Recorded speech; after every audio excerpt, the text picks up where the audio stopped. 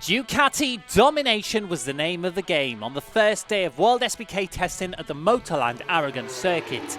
12 riders are present this week in Alcañiz, 10 from the Superbike class, with Charles Davis topping them all on Monday. Working on chassis balance and an upgraded rear shock from Ohlings, amongst other things, the Welshman put in a 1:49.878 to master Motorland once again.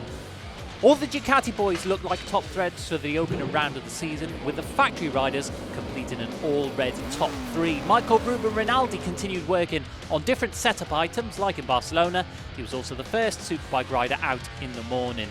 Motorland was a bittersweet track for Scott Redding last season, something which his side of the box have been working hard to correct in 2021. He topped the morning session, finishing the overall timings in third, with all three just inside 1:49s. Work has also continued over at the other two Ducati teams on the grid.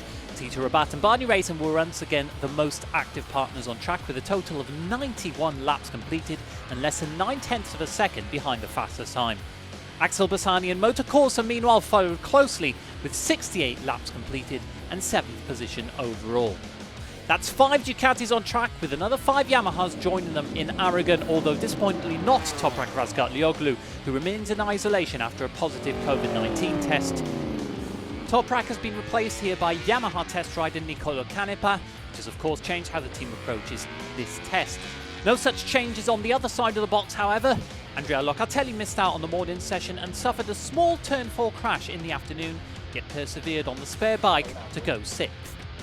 He wasn't top Yamaha, however, with that honour going once again to Garrett Gerloff, Texan momentarily placing himself in the top 3 with a 150.527 before settling on 4th overall. This was far from a kind track to the Yamahas in 2020, so watch out if they can get closer to the Ducatis on day 2.